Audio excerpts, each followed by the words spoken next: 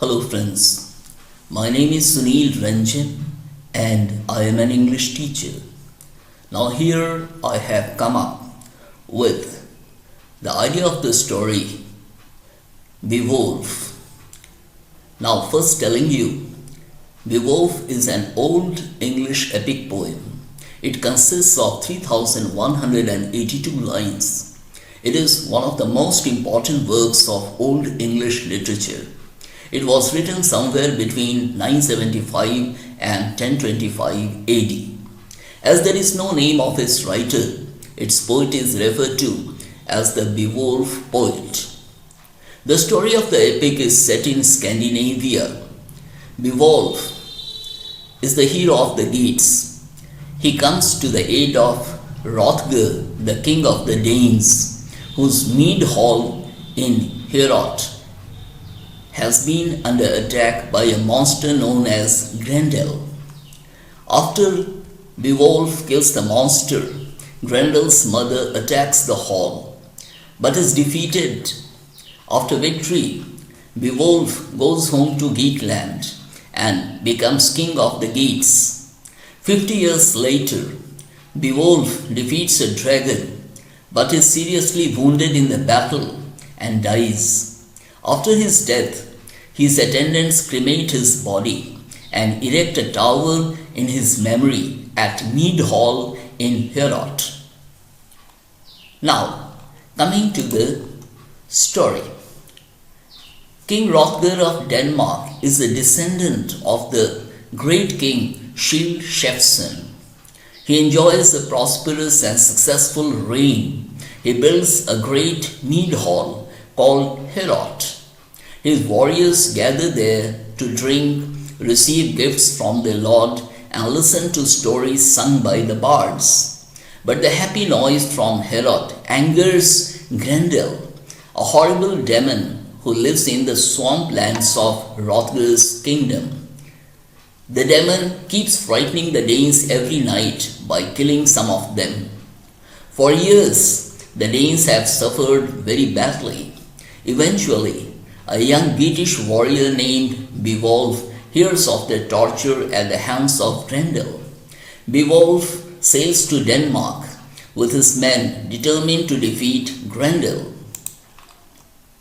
Hrothgar, who had once helped Beowulf's father, Ecgtheow, accepts Beowulf's offer to fight Grendel.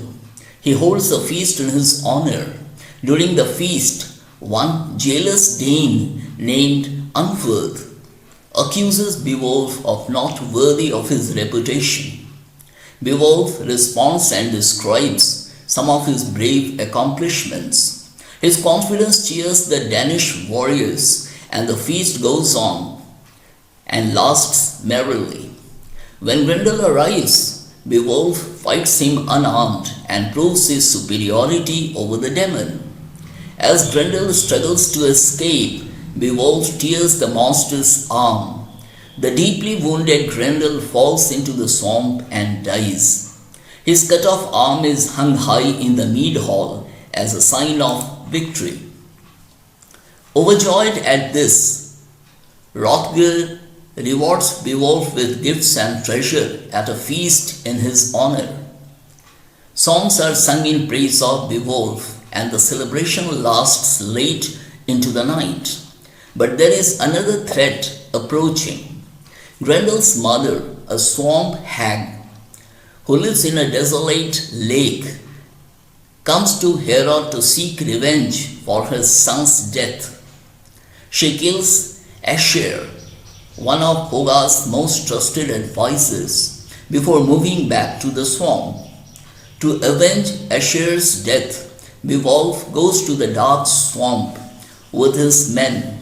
Beowulf dives into the water and fights Grendel's mother in her underwater lodging. He kills her with a sword. He finds Grendel's dead body there. He cuts his head off and brings it as a prize to Hrothgar the king. The Danes feel relieved of the deadly monster. Beowulf's fame spreads across the kingdom. Beowulf feels sad as he leaves. Because Hrothgar had treated him like his son, he returns to Geatland, where he and his men are reunited with their king and queen Hygelac, and whilst Beowulf recounts his adventures to them, he hands over most of his treasure to Hygelac. Later, Hygelac is killed in a war against the Schlafings. After Hygelac's son dies, Beowulf ascends to the throne of the Geats. He rules wisely for 50 years and brings prosperity to Geatland. When Beowulf has grown old, a thief disturbs a mound where a great dragon lies guarding a mass of treasure. Getting furious, the dragon comes out of the mound and begins unleashing flaming destruction upon the Geats. Beowulf goes to fight the dragon with Wiglaf and succeeds in killing the beast, but at the cost of his own life. The dragon bites Beowulf in the neck, and its flaming poison kills him. The Geats fear that their enemies will attack them now that their powerful king Beowulf is dead. Following Beowulf's wishes, they burn their departed king's body on a huge funeral pyre and then bury him with a massive treasure in a cart overlooking the sea. So friends, here I come to the end of the summary of Beowulf. So I hope you have understood the text, and if you listen again and again, you will be able to understand it very well. If you have subscribed to my channel, well, it's fine. If you haven't, do subscribe to my channel so that I come up again and again with better videos for you. Thank you.